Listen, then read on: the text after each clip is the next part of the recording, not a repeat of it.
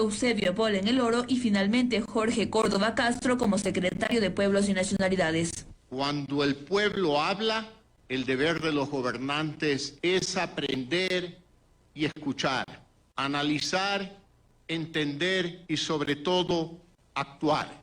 Hoy el gobierno hace cambios necesarios no solo para refrescar líneas, sino para ratificar su compromiso con la voluntad del pueblo.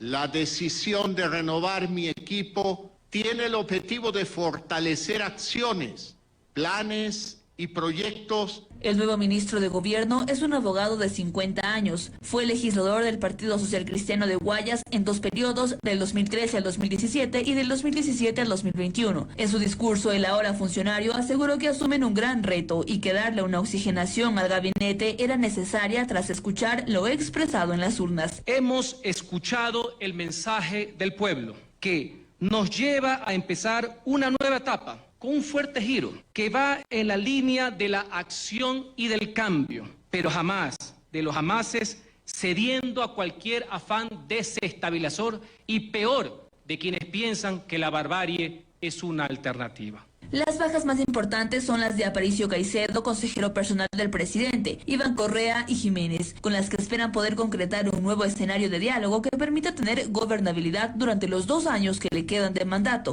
De allí que Cucalón reiteró el llamado a construir un gran acuerdo nacional, especialmente con la Asamblea, para que den su visto bueno a reformas en temas de seguridad, así como evitar el abuso de garantías constitucionales. Dialogar siempre será saludable. Estamos en esto todos juntos. El crimen organizado y el narcotráfico es la mayor amenaza contra la vida de los ecuatorianos y para hacerle frente necesitamos un poderoso mensaje de unidad. Un claro, concreto ejemplo de aquello es el trámite de la reforma parcial a la Constitución para que las Fuerzas Armadas puedan comprometerse en la lucha en la seguridad interna. Ese trámite puede constituirse en la demostración fehaciente que los consensos funcionan cuando prevalece la madurez política. Ante la contundente negativa de acercarse al diálogo que ha recibido por parte de partidos políticos como la Revolución Ciudadana, los socialcristianos, Izquierda Democrática y Pachacutic, Lasso dijo estar consciente de que los cambios no se constituyen en un solo día. Sé muy bien que un entendimiento nacional no se generará de la noche a la mañana. Sé que eso pasa primero por reconstruir puentes de confianza. El entendimiento al que yo me refiero se construirá día a día, con pasos seguros y firmes. Cucalón es el 4º ministro de Gobierno en lo que va de la gestión de Lasso. Ahora es cuestión de tiempo para determinar si estas modificaciones le dan los resultados que el presidente y el gobierno esperan, toda vez que al momento se encuentra solo en el poder, debilitado políticamente y sin un evidente apoyo ciudadano. Lucía Clavijo en Noticias Sonorama tiene la palabra. Son las 6 de la mañana con 21 minutos. Iván Saquicela, presidente de la Corte Nacional de Justicia, asegura que se debe seguir el debido proceso para sancionar a los jueces que han sido acusados de favorecer a delincuentes vinculados con el narcotráfico y el crimen organizado. Nos informa Gabriela Murguedio.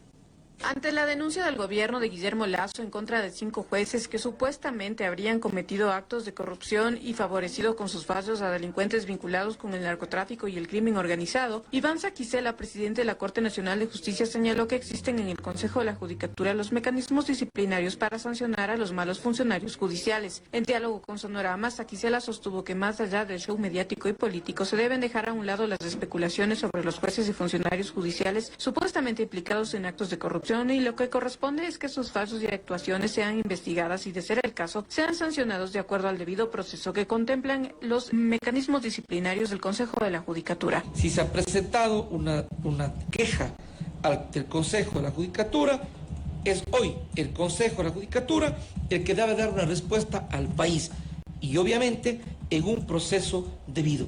Eso es lo que corresponde. Existe en la ley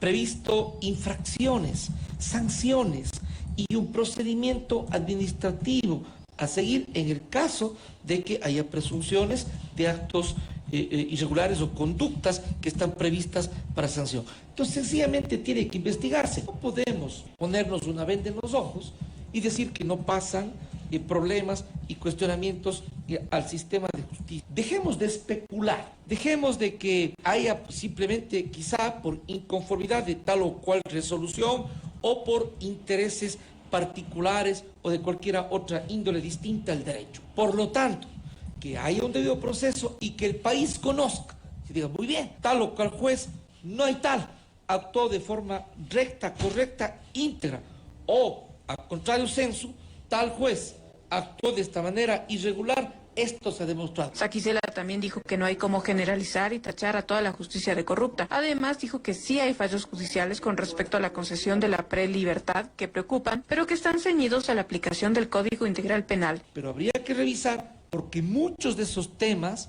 están en la ley, dice la norma. Entonces, yo llego a entender que los ciudadanos, sobre todo frente a un problema de inseguridad en el país, tengan preocupación y cuestionen. Entiendo, pero no podemos en cambio dejar de entender que hay ciertos aspectos que están en la norma. ¿Qué tienen que hacer los jueces? Uno, conocer el informe del SNAI sobre este respecto, si se cumplen las condiciones, los requisitos. Y dos, el juez resuelve. A Saquicela sí le preocupa el abuso de medidas jurisdiccionales por parte de algunos jueces, por lo que está trabajando en una reforma a la Ley Orgánica de Garantías Jurisdiccionales y Control Constitucional. Y esto debe discutirse si es que todos los jueces deben ser competentes para las llamadas garantías jurisdiccionales, verbigracia, el habeas corpus, la acción de protección. Dos, si es que ciertos casos deben ser conocidos por las cortes provinciales y por la Corte Nacional. Es decir, que hay ciertos casos que hay fuero y que conozcan las garantías jurisdiccionales la Corte Provincial o la Corte Nacional de Justicia.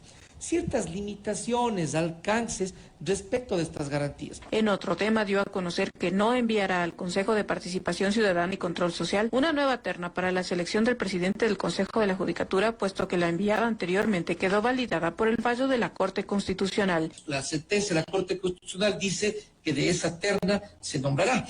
Y dicho de paso, quiero recordar que está compuesta por 3 magistrados de la Corte, el doctor Wilman Terán, la doctora Mercedes Caicedo y el doctor Luis Rivera, que no recibieron impugnación alguna, y pese a eso, pues sencillamente no se nombró. Y por el incumplimiento y la falta de nombramiento, el 3 de febrero se cumplió 1 año de la renuncia de la doctora María Karen Maldonado. 1 año que el Consejo de Participación Ciudadana se burló del país. María Gabriela Murgueto, en Noticias Sonorama, tiene la palabra.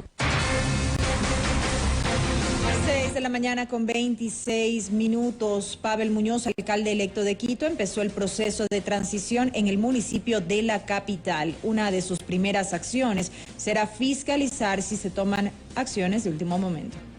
Que el periodo de transición entre el municipio de Quito ya ha empezado fue lo que aseguró este jueves el alcalde electo de la capital, Pavel Muñoz. En rueda de prensa informó que se ha contactado varias veces con el alcalde saliente Santiago Guarderas, a quien incluso le ha solicitado que en estos últimos meses que le quedan de administración se pueda aprobar la ordenanza que prohíba que los concejales sean parte del directorio de las empresas públicas. Si fueron elegidos para ser legisladores con ordenanzas y fiscalizadores, no cabe que estén compartiendo la administración de empresas que además tienen que fiscalizar. Por lo tanto, son cosas en las que vamos a dar muestra de que son los criterios profesionales del manejo técnico lo que se impondrá en secretarías de administraciones zonales, más aún en empresas públicas. Además, el alcalde electo mencionó que le preocupa que se realicen cambios de último minuto que perjudiquen a la ciudad. De allí que aclaró que si bien no lo hará con el afán de perseguir, una de sus primeras acciones sí será la de fiscalizar. Ya se escucha que hay contrataciones que se van a hacer o que se vienen haciendo, por lo tanto espero que sean simplemente rumores, algunos de contrataciones de última hora, y espero, insisto, que sean simplemente rumores. Le he trasladado de todas maneras mi inquietud, me ha dicho que va a revisar los elementos que yo le he preguntado, porque de no ser rumores y de estar tomando decisiones de última hora, no dudaremos en una fiscalización inmediata sobre esas cosas que pudieron haberse hecho de manera, digamos, acelerada. Otra de las gestiones primordiales para Muñoz es poner en marcha de forma comercial el Metro de Quito. Para ello solicita a esta gestión no adelantarla para marzo, pues según la empresa operadora debería hacerse en 3 meses más. Hasta donde yo puedo entender, el contrato establece que ya la operación comercial se haría en mayo. No la aceleren. Si ya falta poco, ¿para qué quieren acelerarla a que sea marzo? Ahí creo que la empresa que en este momento está al frente dice, si está planteado para mayo, porque necesitamos hacer un conjunto de pruebas, yo creo que en este caso cabe el tema de ser prudente y no acelerar los tiempos que incluso están previstos en el contrato. En ese sentido, informó que ya ha mantenido reuniones con el gremio de transportistas para modificar el sistema de transporte y la reestructuración de rutas y frecuencias. Aseguró que espera que hasta antes del 14 de mayo, día de su posesión, ya se tenga un cronograma con estos cambios. Empezar a operar el sistema de recaudo. La información que nos deje el sistema de recaudo nos dará los criterios para saber qué rutas ya están operando bien y qué rutas habrá que redefinir. Y siento que los transportistas tienen buena predisposición de que podamos llegar a esos acuerdos. Sobre su propuesta de regularizar entre 400 y 500 barrios, indicó que los analizará en dos grupos, entre quienes sí pueden tener permisos y entre quienes deben ser reubicados. A la par, impulsará una ordenanza para evitar que en los próximos 30 años se legalice otro más. No voy a permitir que los traficantes de tierras jueguen con los sueños de la gente respecto a donde pueden vivir. Por lo tanto, en esa ordenanza, al menos estos dos serán los pilares. Quito ya no puede crecer como está creciendo hacia los márgenes, está absolutamente caro. Finalmente, Muñoz dijo que una vez en el sillón de la alcaldía, lo más importante serán los intereses de los capitalinos, aunque esto signifique en ciertas ocasiones dejar a un lado los de su partido político. Lucía Clavijo, en Noticias Sonorama, tiene la palabra. Seguimos con más, amigos, ya son las 6 de la mañana con 29 minutos. Wilder Sánchez Farfán, alias Gato, uno de los principales narcotraficantes ecuatorianos que provee droga a cárteles mexicanos, fue capturado en Colombia. En Pasto, frontera entre Ecuador y Colombia, las autoridades de ambos países detuvieron a Wilder Emilio Sánchez Farfán. Él es uno de los narcotraficantes más buscados por las autoridades. Wilder Sánchez Farfán, alias Gato, es uno de los principales narcotraficantes ecuatorianos que provee droga a cárteles mexicanos. La captura de Sánchez Farfán la confirmó este 9 de febrero la Policía Nacional y luego la ratificaron el presidente Guillermo Lasso y el ministro del Interior, Juan Zapata. El ministro Zapata informó que en 7 años, Sánchez Farfán, alias Gato, pasó de ser la mano derecha de Telmo Castro a uno de los narcotraficantes más importantes del mundo, según el gobierno de Estados Unidos. Ahora, alias Gato se convirtió en uno de los principales proveedores de cocaína del cartel de Sinaloa y de Jalisco Nueva Generación, ambos mexicanos, dijo el ministro. Además, enviaba el alcaloide a Estados Unidos y a Europa por los puertos ecuatorianos. Uno de los narcotraficantes más buscados en el mundo. Integra la lista internacional y es considerado como el blanco de más alto valor para el Estado ecuatoriano. Es cabecilla principal del autodenominado Cartel Nueva Generación Ecuador. El detenido coordinaba el envío de droga hacia Estados Unidos mediante diferentes modalidades a través de los principales puertos de Ecuador y México, en asociación con los carteles de Sinaloa y Jalisco Nueva Generación. Wilder S.F. es señalado como uno de los responsables de las masacres ocurridas en los últimos años en los centros de rehabilitación social en el Ecuador, así como de varias muertes violentas realizadas en el país. El jefe de la unidad especializada de la policía Ulco informó que la captura de alias Gato se dio luego de 18 meses de investigación de las unidades élite de la policía ecuatoriana en coordinación con la policía colombiana. Han sido 18 meses de un arduo trabajo de la institución policial. Alias Gato Farfán es considerado como un objetivo de alto valor para el Ecuador, para Colombia, para los Estados Unidos de Norteamérica.